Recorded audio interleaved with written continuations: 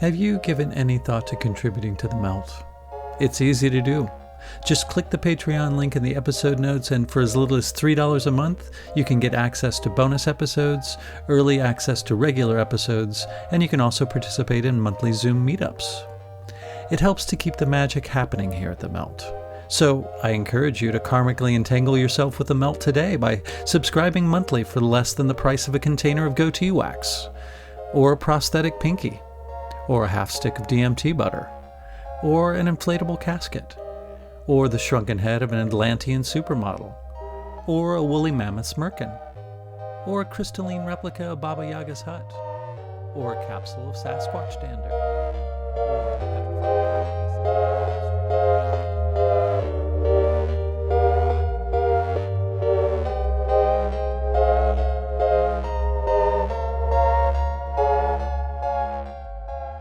This is Hunter Muse. And this is Chris Snipes, and you are listening to The Melt.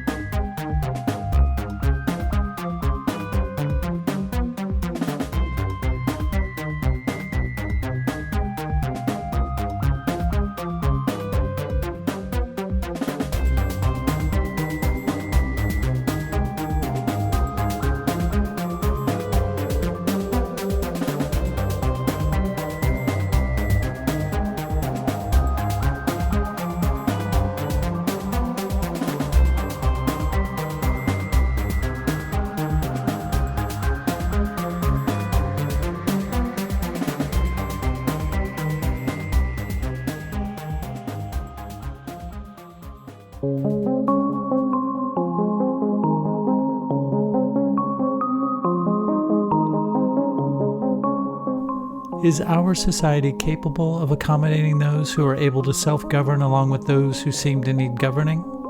If so, how would that look?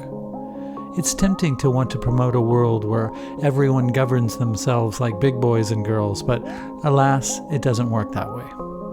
Self-governance starts with self-awareness, and the length and depth of the process to cultivate that differs from individual to individual. But before any of that happens, one must arrive at a place where they understand that they were meant to be free of the laws of man, and that one's moral compass comes from within. Today's guest, Brandon Sibley, is an excellent guide in such territory. I start off the conversation by asking Brandon about the current status of his case involving the Choctaw Indians. Well, yes, and it's unfortunate that they're part of this. It really is, because I still have a heart, and what has been transpired and been done to the individual Indians is no different than what's been done to us. We've all been made commercial instruments, and their tribes have gone in and decided to go for money and westernize and colonize and go to casinos and everything else, and they've lost their sovereignty. They've kind of gone away from sovereignty and gone into the system. Well, there was a huge decision yesterday from the Supreme Court where they allowed state jurisdiction. This is the dismantling of, here's the truth. Let's talk about sovereignty for a minute and what it really means. Sovereignty can't be given to a group. It's an individual attainment. That's what it is. It can't be given to a group. Individuals obtain sovereignty through self-mastery, self-control, and self-discipline. That's it. And so man creates institutions, therefore man is above the institutions that he creates, but he must do so with these attributes, right? Dedication, jurisprudence, the four cardinal virtues, all these ideas that we talk about, these principles.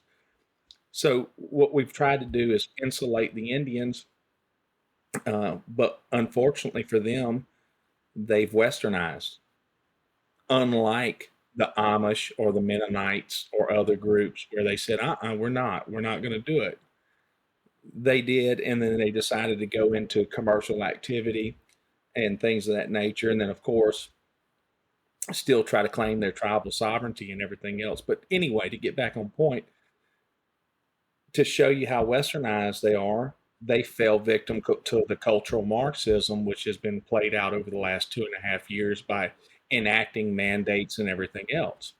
So when they acted with all the other 50 governors and the agencies of the United States. What they did was work in lockstep with them and unfortunately opened themselves up. But then also through their casinos, they had a worldwide, Southern, 4-state advertisement and marketing campaign telling people to come to their casinos. Well, when you do that, what have you done?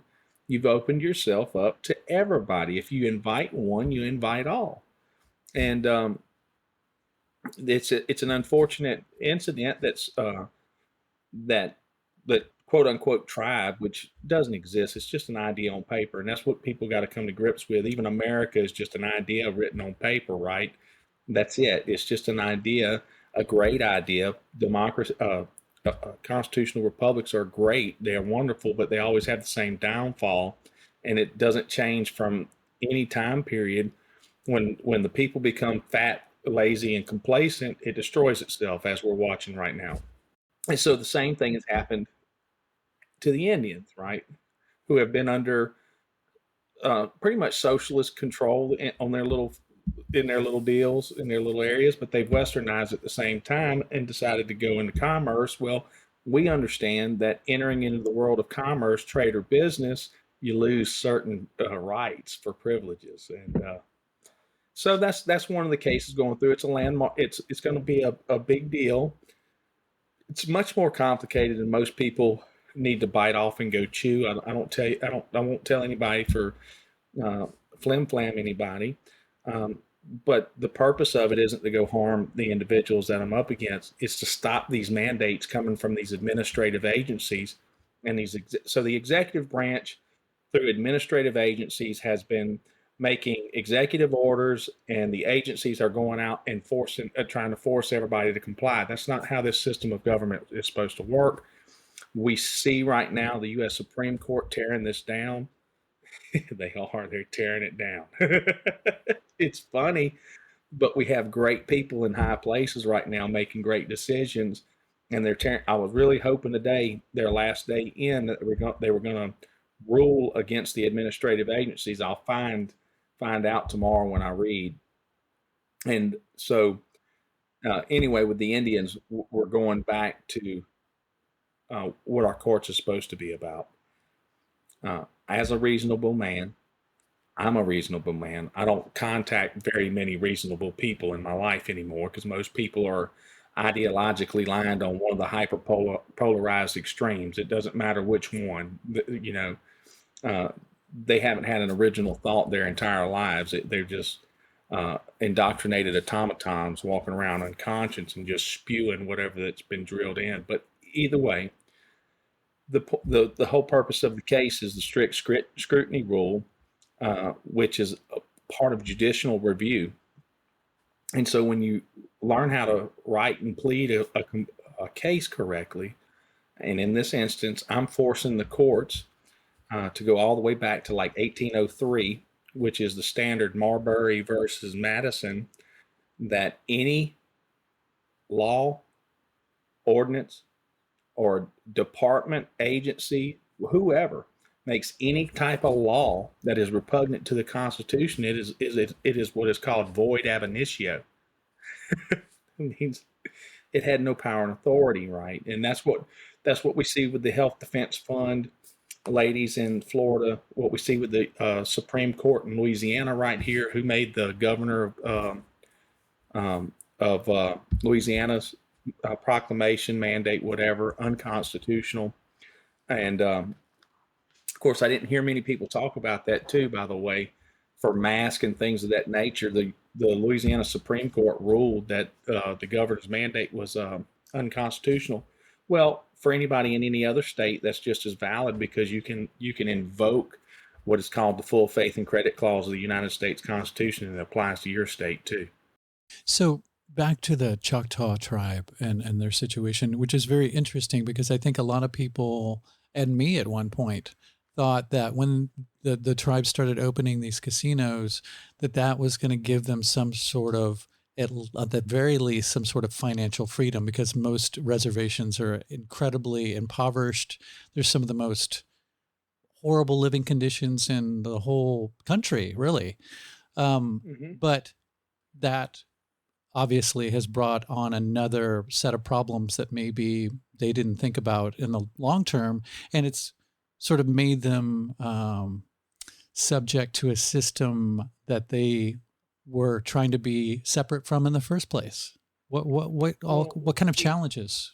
well, we have to go back to human nature, and it doesn't matter if you're an Indian, European, whatever you are. Human nature plays out first. When you involve money in things, greed, cronyism, and all these other ideas are going to come into play. I mean, it's the nature of mankind. I mean, that's why you can't have groupthink ideology. Like, in principle, the idea was great, but the individuals, the actual and there's still tribes. There's plenty of tribes out there that will not get involved with the casinos. They know better, and their tribal leaders are know what the consequence of doing it is, so they refuse to do it. Uh, it's just like us. We're waking up to the reality that we've been sold under the bridge, right?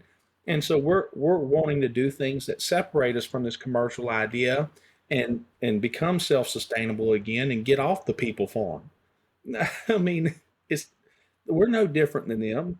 And our illustrious leaders have sold us under the bridge for nothing, right?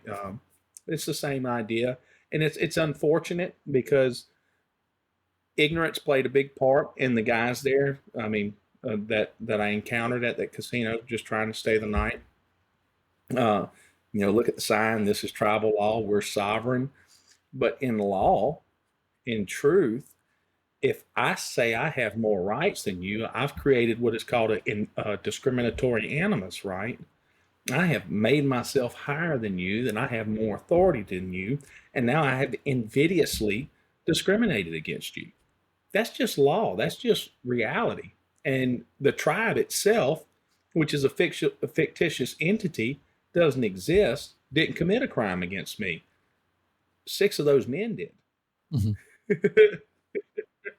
So in what way are you acting on behalf of the Choctaw?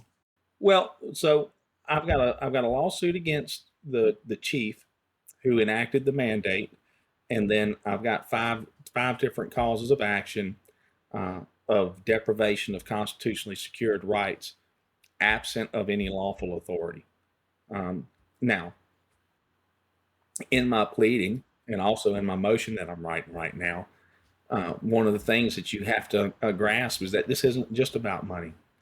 This is about me also. It's in my motion that I'm writing right now that not only am I asking for this decision for me, but also for the other individual tribe members there that don't know any better, that were subjected to this draconian rule. And so if it's not stopped now, if we don't stop it now, it'll just keep going. It's within each state, within each little corner, we can see that they're trying to bypass individual liberty, which is the basis of all freedom, by the way. Liberty is the summit, equality is the base, right? So if there's not equal treatment between me and you, or and this is how you identify how far cultural Marxism has gone, because and I say that because it's an idea too, right? But you separate everybody into groups, and then what they realize, they forget that they're part of the whole, right? And you already attack and vilify anybody that doesn't think just like you. And really, what everybody's in is a constant state of suspended adolescence. They can't think for themselves. They can't act for themselves. And we see it. Somebody sent me a video. I don't watch much. I didn't find out about Roe v. Wade until like 7 p.m. last Friday night. And it was a video of people out in the streets crying. And then I got a phone call from my crazy cousin who was going to the Capitol to march, right? It's like, what are you talking about? What is that going to do? But they don't think like that, right? We're just going to go out here and tear stuff up. It's like children throwing temper tantrums. Yeah, Exactly. That's the part of the separation too, is because these aren't conversations that are happening. They're just demonstrations of violence, of dissatisfaction, and ostracizing anybody who, as you said, doesn't think exactly like you do. And that's not going to bridge any gaps. That's going to keep us in these little categories, which will ensure that we continue infighting. Yeah, it's a destruction of the culture, but when you're demoralized to the point that, in one of the greatest writings of all time is the Corpus Medicum. I don't know if you've ever read it, but it is. It's it's supposedly written by uh, Hermes Trismegistus, right? But whoever wrote it, they knew the spiritual principles of all religion, right? And one of the best quotes in that book is, "Through mind and speech, man can become an immortal." And what's that mean? That means through the vehicle which conveys the instruction with a higher level of being able to write and speak, you can raise your consciousness up to that of the good aspect. But if you're a childlike mind, the Bible quote would be, "When I spake, thought as a child, I spake as a child, I acted as a child. But when I became a man, I put away childish things," right? And so that goes back to my previous premise, is that this this suspended adolescence that we're watching here in this society is widespread, and it's even up to like 70, 80 year olds that are acting like children. And you can see what the problem, you can direct the problem to more mental illness than anything else, because we've gone cuckoo for Cocoa Puffs. Well, it's like this inclusion to the nth degree. Like we want to include everybody so much that we're going to start including the mentally ill. And then nobody is mentally ill. Everything is up for grabs. It doesn't matter. It's just completely up to your subjective truth, how you want to manifest as a human being. And it doesn't really work that way. That's like several thousand centers of the universe. And that Yeah, gets very yeah, confusing very quickly. it really is. And I'll go back to Milton Friedman's quote on this. As soon as you said the forced inclusion, I remembered this one from Milton Friedman. "A society that puts equality, in the sense of equality of outcome, ahead of freedom will end up with neither equality nor freedom. The use of force to achieve equality will destroy freedom, and the force, introduced for good purposes, will end up in the hands of people who use it to promote their own interest." And this always goes back to the inherent nature um, of mankind. And see, people quote natural law, but natural law is from a higher perspective than man in his nature. Man in his nature aspect is thinking in his lower brain, right? It's what feel good, what tastes good, all the senses, and we see that in society. You can't get away from it. Where the intellectual man is gonna, with what Kikero said, the wise men are instructed by reason, men of less intelligence by experience, and then finally the beast by their nature. Right? That's what he's talking about there. Um, where the wise man is going to sit and calculate the risk versus the reward before he acts. Right? He's going to think about how my actions may affect others, and things of that nature. Right? And I'm going to try to apply equality to the best of my ability, in the hope, in the knowing that individual liberty can't disappear, because there can be no common good without individual liberty. It's impossible. So force common good, force public good, and all these other doctrines that we hear all the time is really a theft of individual liberty. Yeah, because it's got to come from, I mean, that's not going to change anybody's mind. If you have to have a quota of a certain type of person at your workplace that you have to hire, then that's going to get people in there that maybe aren't completely qualified for the job, and it's going to cause a lot of resentment and a chain reaction of things that are just going to cause other problems. And go ahead. Well, equal Right? opportunity does not equal equal outcome. And I That's right. think that It has does a not. lot to do with this, is that people are asking for equality, but they're not understanding that ultimately they are the architect of the outcome. Yeah, It's not somebody yeah. else's fault or problem if you haven't, quote unquote made it in life. Maybe it's your own actions. And I think that adolescence that you're talking about is this kind of me culture that we live in, me society that wants everything without putting in the work to get those things. Well, right, and we'll start with the base of all reality, right? And we'll start that with. I always equate it to mind idea expression. Okay, so first you have to have the ability of consciousness. Okay, you can decide whatever you want to call it. I call it God. All right, and that's the consciousness and awareness. I am. I am that I am. That's biblically speaking. I is the singular present noun, right? Possessive, and am is the present state of being. So if a man can't change his perception of reality, and I'll give a hypothetical here, I, Brandon, think I'm a victim of circumstance, right? And that my past inhibits me from moving forward or getting anything. Well, what is my reality going to be? It can't be any different. That's right. That's right. I have made it. I have the mind. I have the thought, and then I'm going to express it into reality with my Eeyore type mentality. And then people aren't going to want to be around me. They're not going to want to deal with me. They're going to go, "Oh man, that dude right he's seriously messed up in the head." And this is worldwide now because we have everybody in this victim mentality. Whatever movement it is.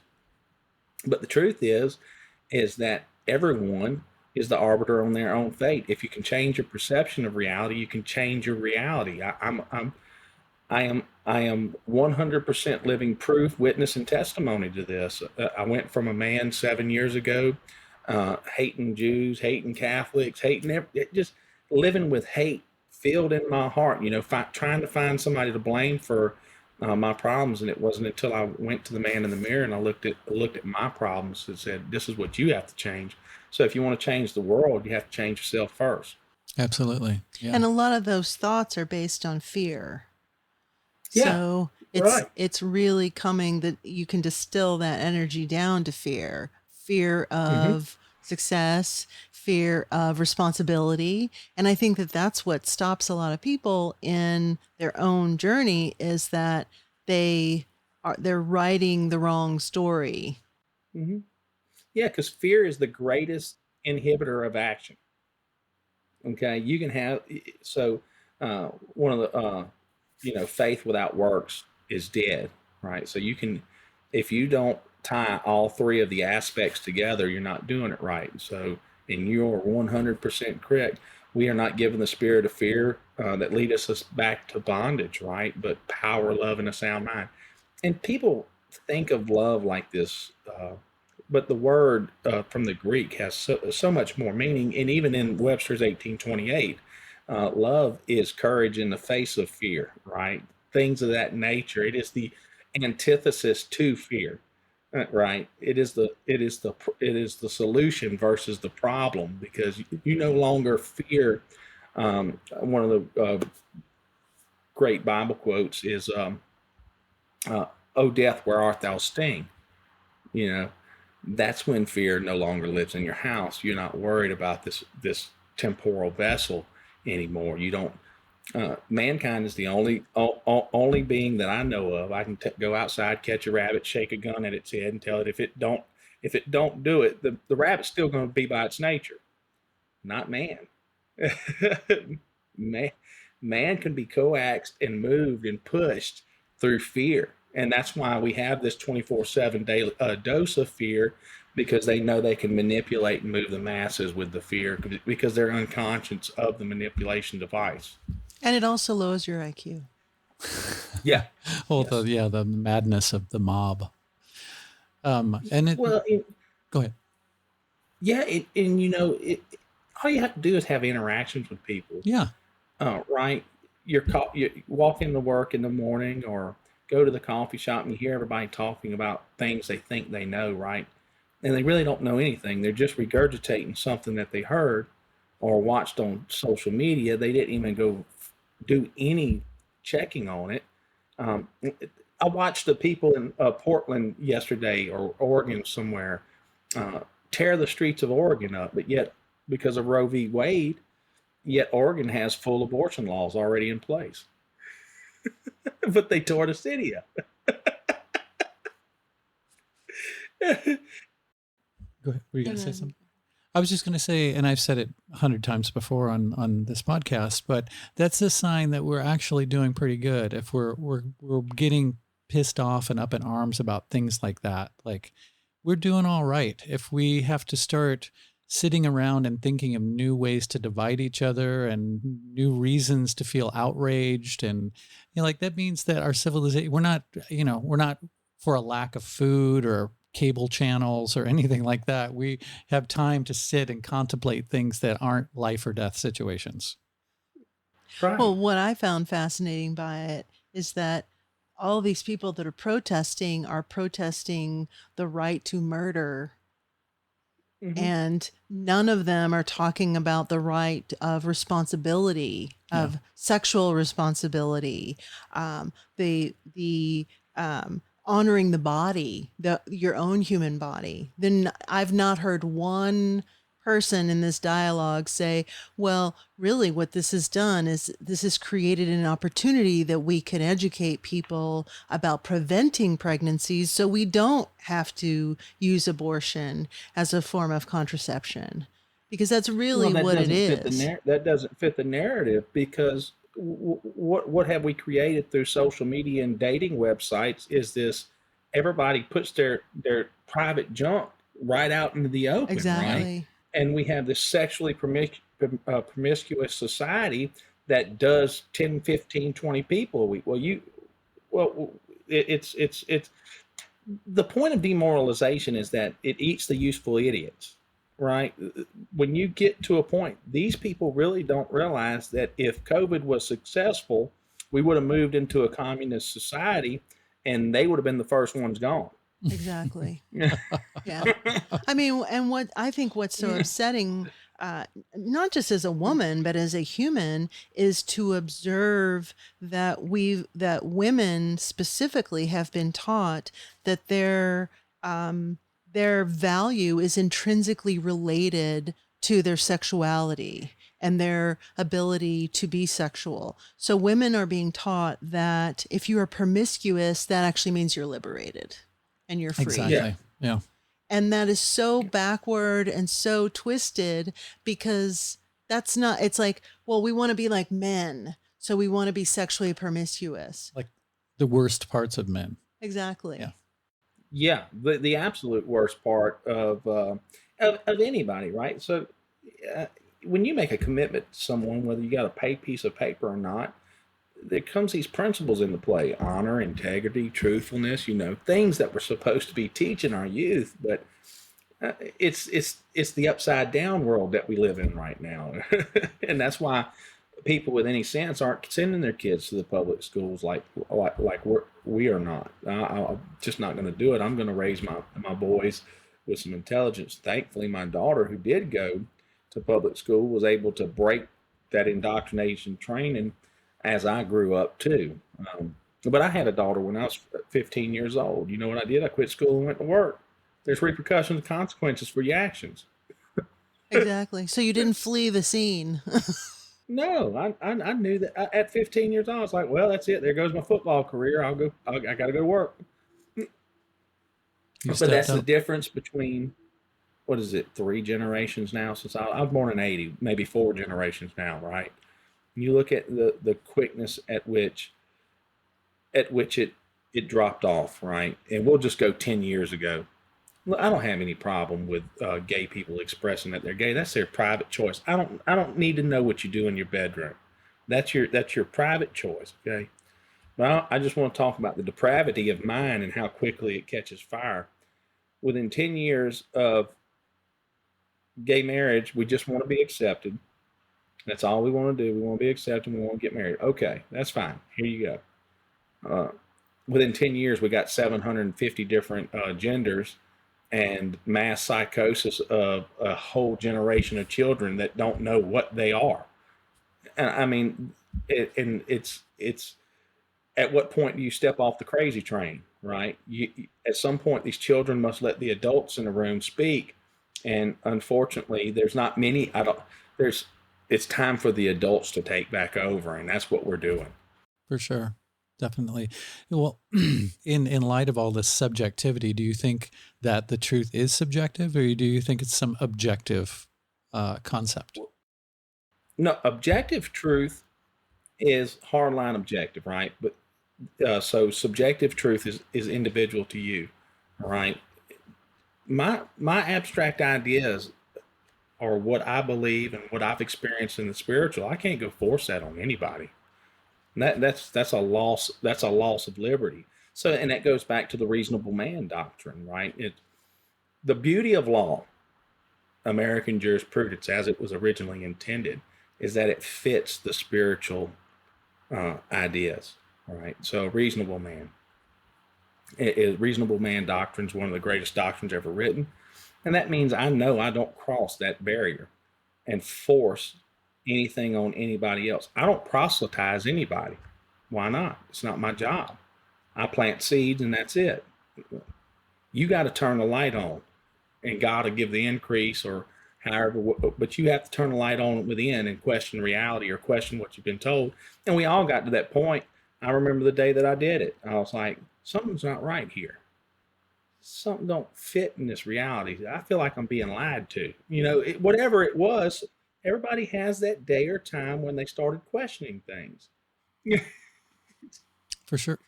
Or it's a more gradual process. I think it's still, I'm still very much in the midst of it. And listening to your talks, your interviews that you've done, you and Alphonse on your channel, which I've been doing a lot the last few days, totally mind-blowing, enlightening stuff. I'm just beginning to grasp it, and finding out that it's really, in some ways, it's not as complex and complicated as it seems to be from the outside. Once you grasp just a few key concepts, you're on your way.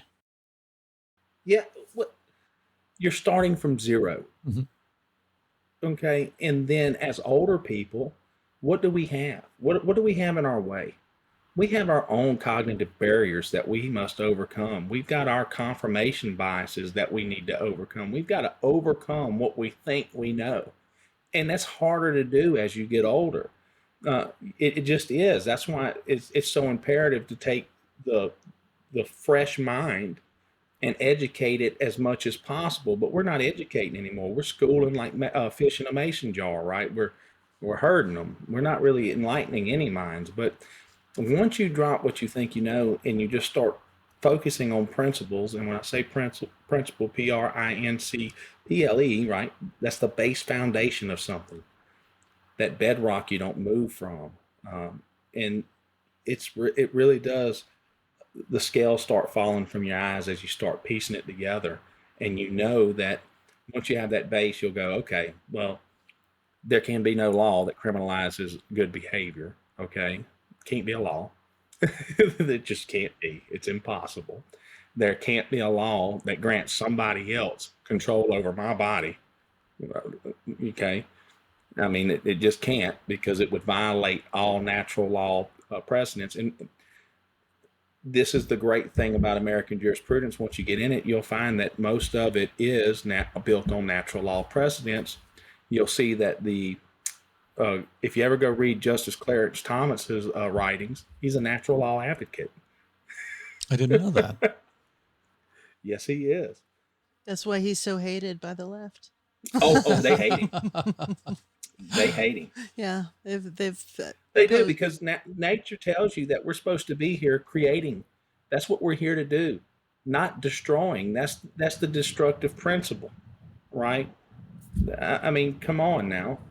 I mean, sometimes you got to burn a field down to make way for new things to grow, but you got to know what those things are, and you've got to have a pretty good plan of what's going to follow after that fire. Yes. Yeah. You just can't let chaos take over and go, we'll figure it out when we get there, after it's all razed to the ground. It doesn't work that way. And my philosophical viewpoint is one based on, I don't ever want to really hurt anybody. That's my philosophical. If I have to protect my family, I will in that instance. But I don't think it's ever going to happen, because I don't even let those thoughts enter my consciousness that it could happen, right? But at the same time, I can create more problems for more people with this right here. That right Yes. there. Yes. Pen Okay. is mightier I than can the sword. I can create a bunch of problems for people with that pen, and equivocate it properly, right? And take take what we have, work within the framework that we have. No, it's not perfect. There's never going to be a system of law created by man that's perfect, and that's because man in himself is imperfect. So, about American jurisprudence, I've heard you obviously refer to it many, many times, but what actually is it? Who penned it? Where did it come from? What are its origins?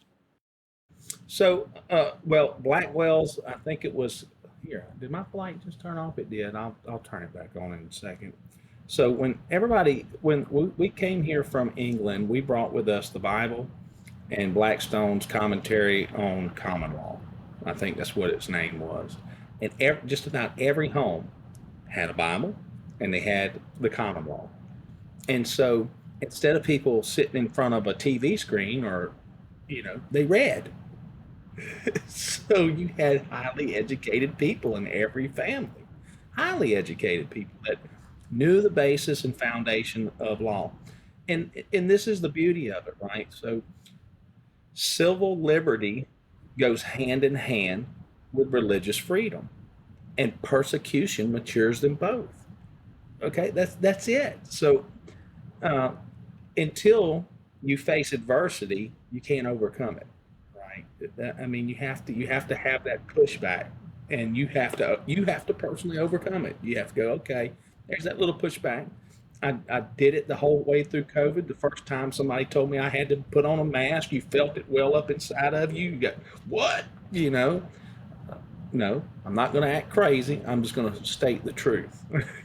And you overcome the adversity, and then it gets easier every time because it's once you step over that boundary of fear, and once you step over it, you realize, well, that didn't really hurt that bad. Yeah, and that's how you test yourself. That's what all of these people who are, so me-centric and want the world to conform to their every little whim so that they can feel comfortable don't realize is that you need that to push against, to test your mettle, to see, is this belief, does it have a place in this world? Does it make sense for me to think this way? If I have a conversation with somebody that thinks differently, are they going to maybe tell me an aspect of this subject that I hadn't thought of before, or put it in somebody else's different context of their experience and their life?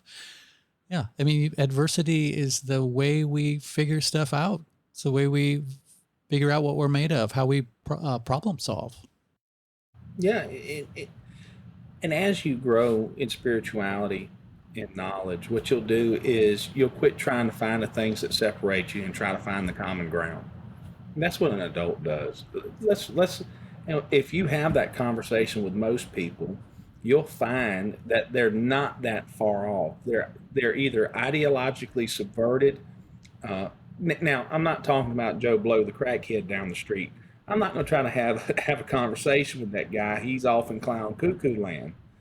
But like even the young ladies that work at my office who are clearly ideologically aligned left, way left, I keep having conversations with them, challenge their logic and reason, right? Well, how can you think this and think this at the same time? It's a false dichotomy. You can't hold these two contrarian beliefs at the same time. It doesn't work. Do you understand the logic and reasoning behind this? And they go, I never thought of it that way. Well, you might want to give it a little bit more thought. Because they've never been challenged. Yeah. It doesn't have to be a hostile challenge, right? And I think that's what our big problem with this two-party system and like the hyperpolarization of every topic. You'll notice every topic that comes across the board right now, it doesn't matter whether it's the right or the left, it doesn't matter. It's hyperpolarized. It's to the point of people losing their entire minds, like all reality stop. That is hyperpolarization of topics. That's where you can't even sit and discuss The difference is that you may have that way you can find the common ground. It's just all emotional based, and that means it's in the lower reptilian brain. It's not of the higher consciousness. It makes no sense. You can't find a common ground with somebody already ranting and raving and screaming like a lunatic. It's not very conducive to conversation, to exchange. No, Right, but it's not those gonna- folks it's- you aren't can't. they're not trying to have conversations. They're not No. they're not that's not the intention of what they're doing. That they're not trying to meet you in common ground, because my perception of their perception is that by doing that somehow you've won. If they Yeah, get and off of it their is. bully pulpit, then you've won and they've lost. And we've talked about this before, like no one wants to feel stupid. No one wants to feel like our ego would rather die than change. So people, in my experience, people double down when you On get into arrogance. this They do. dialogue. They'll either shut down and they won't have any kind of a conversation with you, or they'll double down and it makes them more aggressive and more entrenched in their ideology. I think what's It fascinating does. is that there's this need to be right. Everybody wants to be right, and we want to feel like we're part of our community or a part of our tribe. And so we're going to be illogical, as it sounds like these ladies are being, because we fit in with our group. And that's the most important thing. It's fitting in. We don't want to be a It part. is. We don't want to be individuals. We want to be part of a collective. And that's, I call it, hold on, Brent. I call it the deer in the headlight look. When you're in conversation with somebody and their eyes get this big around, you've got to disengage. Okay, there's no point in going any further with this individual because their mind's locked off. You've triggered a defense mechanism with them, and this comes from experience. We've got to grow into this awareness that we know when we're interacting with people when this happens, and I catch it when I see the deer in the headlight look. I'm like, okay, that's it, because once you trigger a defense mechanism, they're not open to actual dialogue at that point in time. So you as the higher intelligent being need to disengage and walk away. Yeah. Because the reptilian brain is taken over and they are in survival at that point. Right. Because their whole ideology aligns with whatever group think that they have. It's very sad to watch. It's more akin to mental illness than it is anything else. It really, and that's what it is. There's no way around it. Not to talk about people that are mentally retarded in that sense, but retard means to slow down. It means to slow down the faculties of mind. Okay, someone of average intelligence can actually retard themselves through groupthink. And that means they don't ever expand their thoughts, like you said earlier. That they never, and I said too, it's a case of suspended adolescence. They don't move forward. They don't move through the natural stages of mankind, where my grandpa was the wisest man I ever spoke to. And he passed down that knowledge. He was an engineer at Exxon, very intelligent man. All right. And he was always in his higher mind. He always was. It was wonderful to have those conversations with him. And if we don't alter this, we'll have people shaking 90-year-old grandmas shaking their thing on TikTok all day long. And what can your culture be like with that?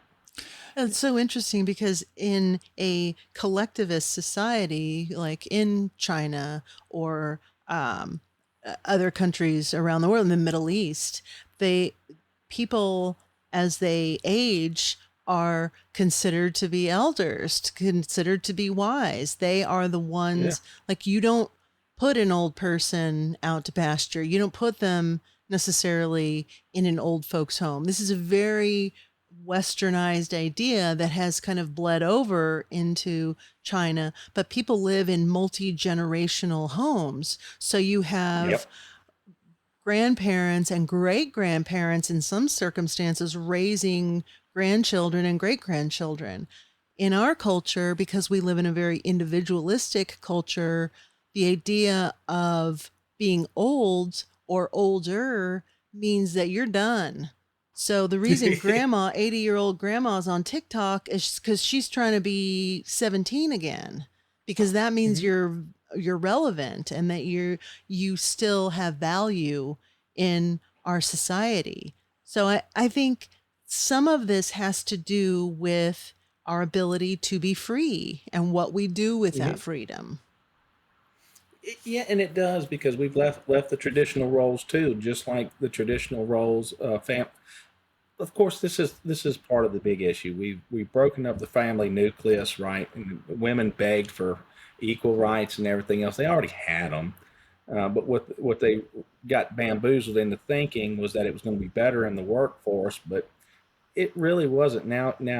Each stage you destroyed the family nucleus is what you did, and what bonded families together.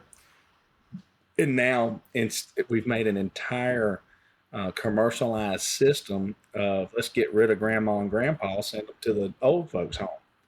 You know, and of course this revolves back into modern medicine and what they do to grandmas and grandpas now if they're stuck on modern medicine, destroy their kidneys and their brain function with statin drugs and everything else, Well, which causes dementia and everything. what's so interesting about the women's movement is that not all women were for the women's movement.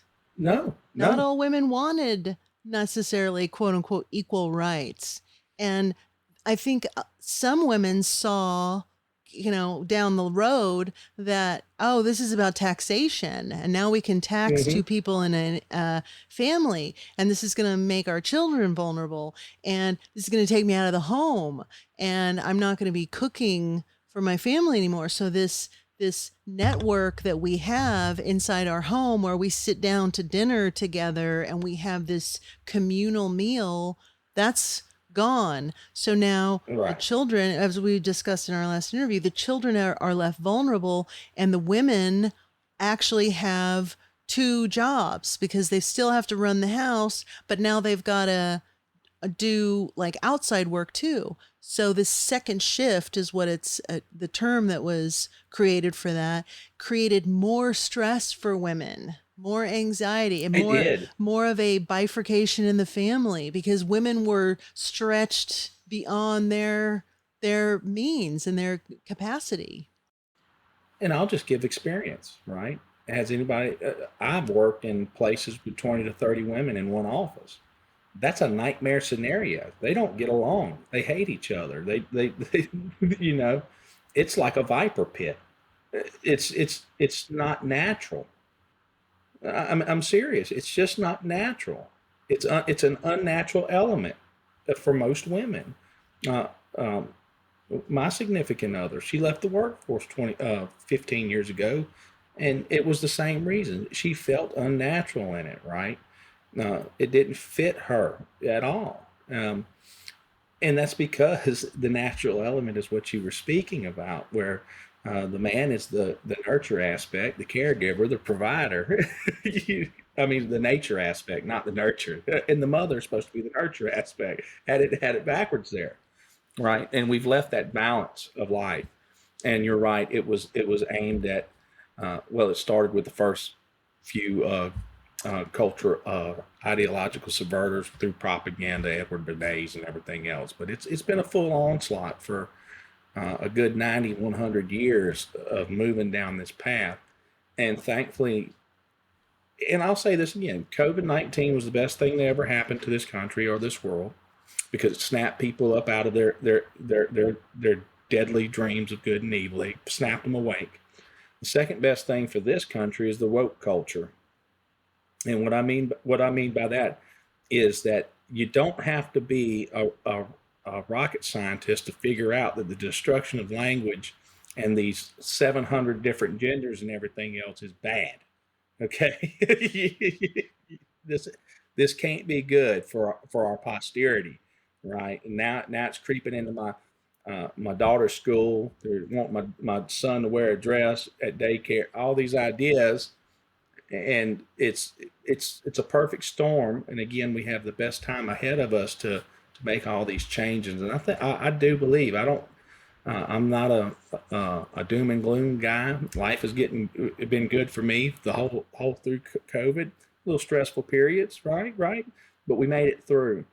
So, like the old song, "Change gonna come," right? Well, that's the one thing that's positive. So, uh, as we continue to move forward, people recognize their individual identity, right? Where their power comes from, where their sovereignty comes from, and why it's written in the Declaration of Independence the way it is. We hold these truths to be self-evident that all men are created equal, endowed by their Creator with certain inalienable rights. They'll understand and grasp why that concept is there.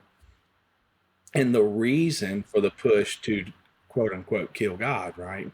Um, because they want to move to an all state society where the state is God. And of course, if we ever allow that to happen, there is no individual liberty, and then everything that's good is destroyed. And you've spoken of statism being a cult too. I mean, it is. It's a religion. Yeah, for sure. So part of the sovereignty is a ways that we can extricate ourselves from statism. And so I guess the question that I find myself asking is to what extreme to go? What lengths do you go to do that? I mean, you've also spoken of people who should be governed, who really can't or refuse to self-govern themselves or to engage in the self-reflection and self-knowledge that it takes to self-govern. So how does a society look like of people of both ilks? People who need to be governed and people who can govern themselves. How does that work? Well, first off, a highly educated society is a liberated society. Okay. So one of the things that has to happen is a complete dismantling of the education system here, which is aimed at not educating anybody. Okay. And I'll just give a personal example. My two boys are homeschooled, and my 8-year-old's at a ninth grade, what would be called a ninth grade education. But my 9-year-old also has his own lawn. My 8-year-old already has his own lawnmower, his own trailer, his own tools. We've got it too good for too long. We're letting these digital devices raise our youth. Tell them what they're watching, and it has to end. And sovereignty begins with oneself, right? I mean, I just want to read this quote real quick. From the political point of view, there's but a single principle: the sovereignty of man over himself. The sovereignty of oneself over oneself is called liberty. And so we'll go back to that, what you were discussing, the comment I made, actually come from Teddy Roosevelt. It's one of the ones I've pretty much memorized. And if you can't self-govern, and so first off, self-government can't just be given away. It's an obtainment, right? An 18-year-old man, in all his ignorance and hubris, can he self-govern? Probably not. He's still got some stupid things to do.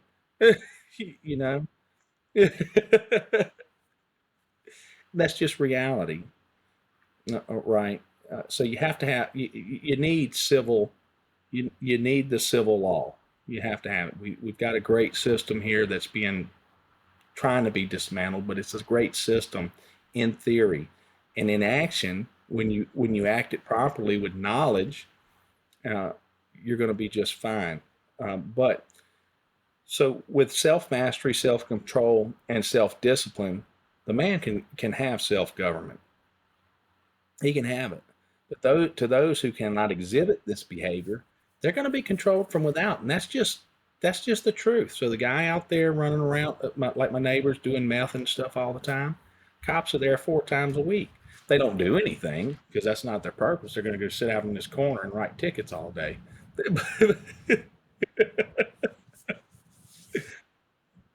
Well, and that's what everything's turned into. It's really sad.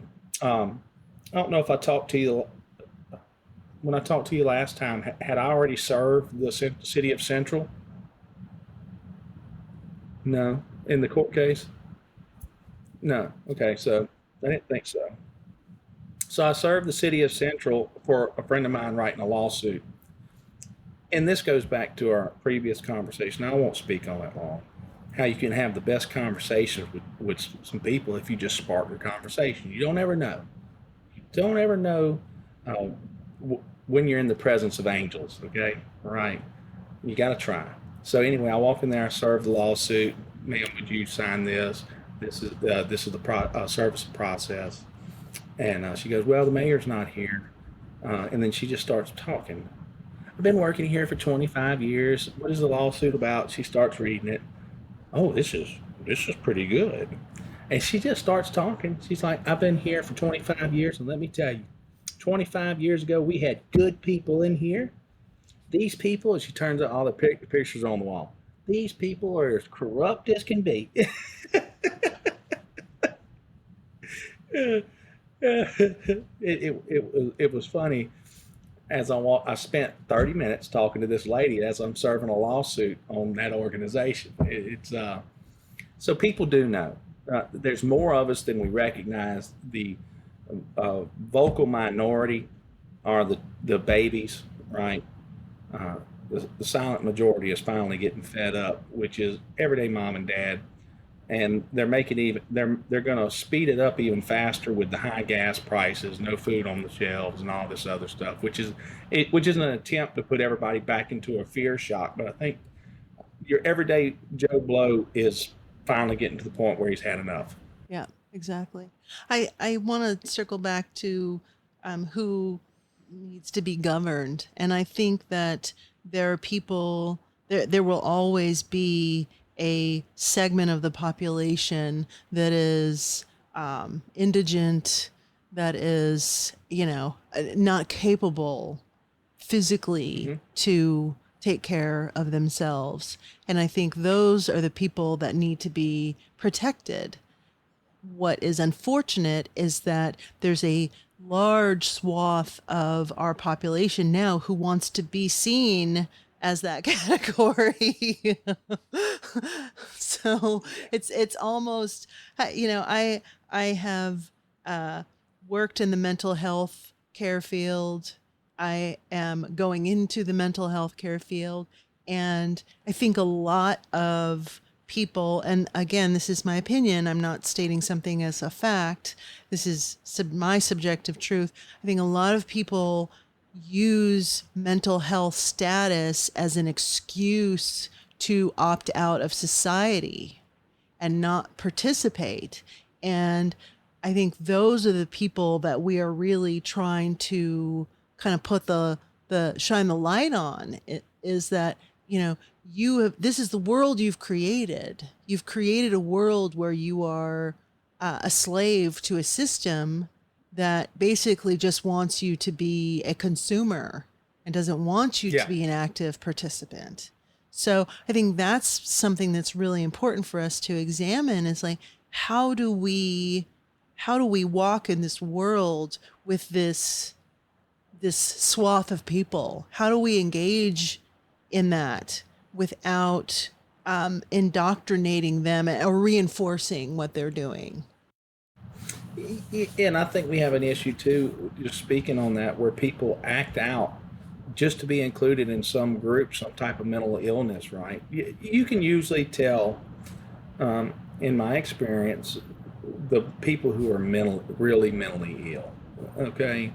They have a legit excuse, or you can usually tell the eyes are a little different. Their facial features are different. Not always. And I'll give an example from the closest of my heart. I've got a mama and an uncle, both on SSI, right? They're not mentally ill. There's nothing wrong with them. You know what their problem is? Their inability to face reality. That's what their problem is. And they want to go self-medicate to hide from all the guilt and all the mistakes that they made. And again, that's part of a mental illness, but it's spiritual in nature, not that they can't do it. It's an active choice to not do it. It's totally different than the people you're trying to help. And there's always going to be those. That's why people say we don't need government at all. That's a lie. We do. You have to have some form of order that's going on. The entire initiation of the republic, the Constitution of the Republic, was a great idea. Like all great ideas, they degenerate over time. I mean, it's just the natural course of history. There's no new thing under the sun. Everything that has been shall be again. So we had it great. Each successive generation doesn't know what it took to get that greatness, and it just goes back until it comes back around to a generation. I think it's our generation, maybe my child. It may go that far, but this is going to be the generation of back into enlightenment. It's going to be spiritual regeneration, right? And that's just the way it's going to be. I don't think this cycle ever stops. And that seems as good a place as any to end the first free hour. To hear the next hour and 15 minutes, go to patreon.com/themeltpodcast, and there for as little as $3 measly little dollars per month, you can hear extended episodes, early episodes, and exclusive episodes, and also gain access to monthly Melt meetups. In the second hour, we heard about disengaging from the corporation that is our government, spiritual and intellectual growth, Brandon's take on a personal legal matter of mine, the faulty family court system, law as opposed to administrative code, family divisions due to vaccine issues, and much, much more. It was a great, great conversation.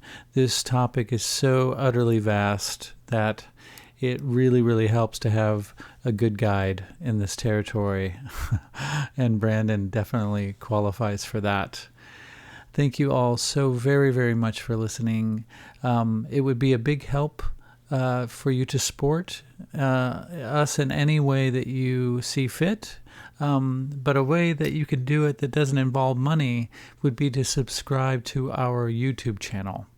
And that can be found in the episode notes, along with lots of other links that will take you places, along with where Brandon can be found on YouTube.